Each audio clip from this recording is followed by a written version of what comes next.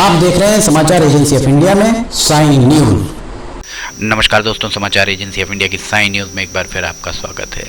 बालाघाट के सांसद डॉक्टर ढाल सिंह बिसेन और बालाघाट के ही पूर्व मंत्री गौरीशंकर बिसेन के बीच वाक युद्ध बढ़ता ही दिख रहा है। थमने के आसार शायद इसके कहीं दिखाई नहीं दे रहे हैं। इसका कारण ये कि पहले गौरीशंकर बिसेन जो विधायक हैं और मंत्री भी रहे हुए हैं, गौरीशंकर बिसेन के द्वारा बालाघाट के सांसद डॉक्टर ढाल सिंह बिसेन पर परोक्ष तौर पर भ्रष्टाचार के आरोप लगाए।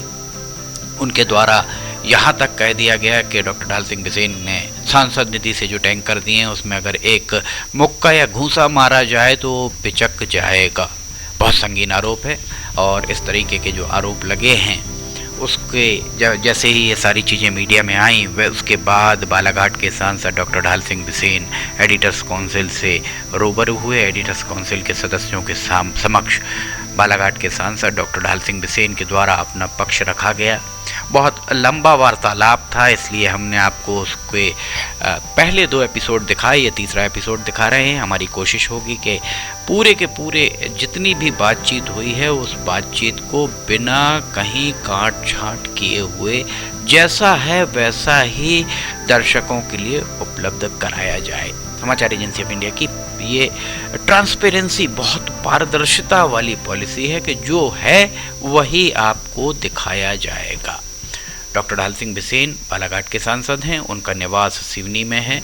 हम सुनते हैं, पहले हम आपको जो बता चुके हैं कि डॉक्टर ढाल सिंह बिसेन पर बालाघाट के विधायक पूर्व मंत्री गौरीशंकर बिसेन ने बहुत गंभीर आरोप लगाए हैं और अब हम सुनते हैं डॉक्टर ढाल सिंह बिसेन सांसद बालाघाट जिन पर ये आरोप लगे हैं उनका इस मामले में क्या कहना है। आइए सुनिए।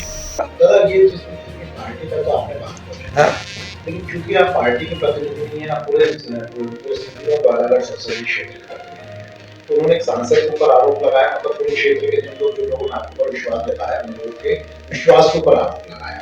आपको ध्यान होगा बोसी भगत जी और गौरीशंकर बिसेन जी का भी एक विवाद हुआ था कार्यक्रम में, झूमा चपटी का वो पूरा मामला प्लेटफॉर्म पार्टी के प्लेटफॉर्म तक भी गया, लेकिन पार्टी ने ऐसा कोई निर्णय नहीं लिया दोनों के खिलाफ। तो उस पूरे मामले को लेकर के माना जाता है कि पार्टी तो सोचती है आपको भी बुलाएगी, गौरीशंकर जी को बुलाएगी, बात करके खत्म कर देगी। लेकिन आम लोगों का क्या, जिन्होंने आपके ऊपर विश्वास जताया है, तो आम आदमी जो ये चाहता है, जो आपका वोटर है, जो आपको विश्वास करता है कि भाई जिसने हमारे प्रतिनिधि पर आरोप लगाया, तो इसका जवाब कम पत्थर से देना चाहिए। उन्होंने कमीशन का आपको ऊपर आरोप लगाया, सीधे तौर पर उस पर, उसमें भी आपने कोई उनको नहीं। मैंने उससे पहले कहा ना कि मैं, चूंकि मैंने आपको पहले कहा कि मैं नहीं चाहता था कि कोई बात फिर उसके आगे बढ़े, वो भी इसलिए मैंने आपको संकेत में कहा कि वो भी तो इस विभाग में रह चुके हैं, एग्रो किसका होता है, और वो मैं देने का काम मैं नहीं करता, ऑर्डर देने का काम कलेक्टर करता। हम तो केवल चिट्ठी लिखते हैं कलेक्टर को। सुपरविजन तो आप सुपरविजन नहीं, सुपरविजन का भी काम उन्हीं का है। लेकिन आप ये तो पूछ सकते हैं मेरा नहीं, या जिला योजना समिति हमने इतना लाभ, हमने टैंकर के लिए दिया या शैली के लिए दिया, तो ये किस फर्म को दी जा रही है और जिस फर्म को दी जा रही है वाकई गुणवत्ता काम कर रहे हैं या नहीं कर रहे हैं। हमारे सिवनी के बहुत सारे जो काम करते हैं उन लोगों से हमारी बात हुई तो उनको ये कहना पड़ा कि जिस मटेरियल का यूज हुआ है और जिस गुणवत्ता का यूज हुआ उससे आधी कीमत में सिवनी के लोग बनाने के लिए तैयार है।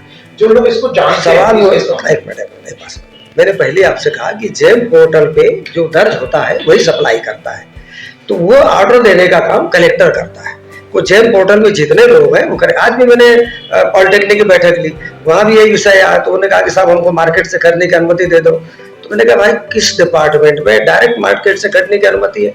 आपको कहीं ना कहीं गवर्नमेंट के रूल पे ही जाना पड़ता है।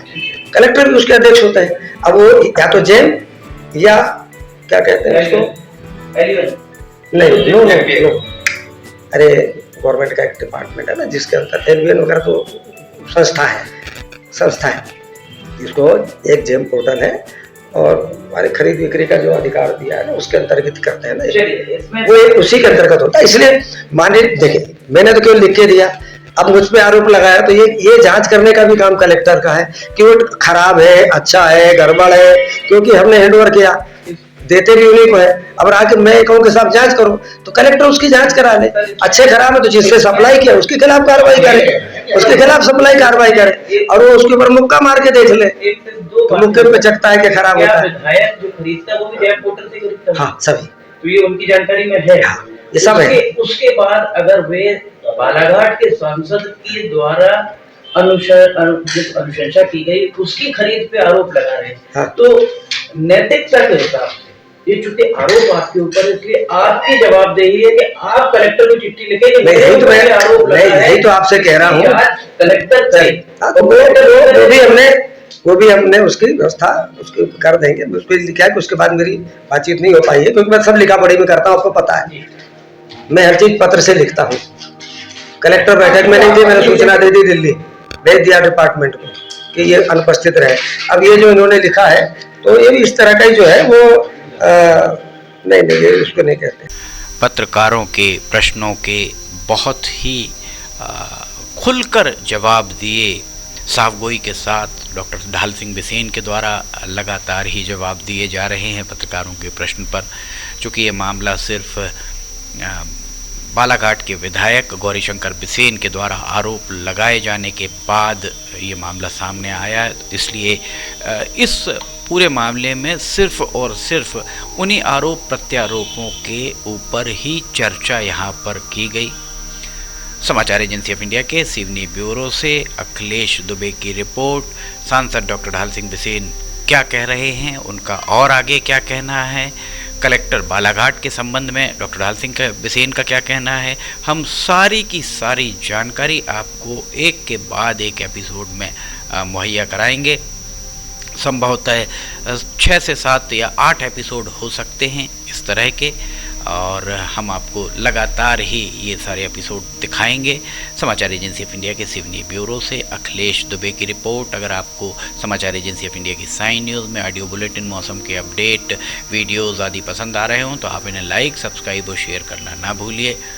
डॉक्टर ढाल सिंह बिसेन एडिटर्स काउंसिल से रूबरू थे और आगे भी हम उनके द्वारा जो कही गई बातें लगातार ही दिखाते रहेंगे। फ़िलहाल आपसे इजाज़त लेना चाहेंगे, हम फिर हाजिर होंगे। जय हिंद।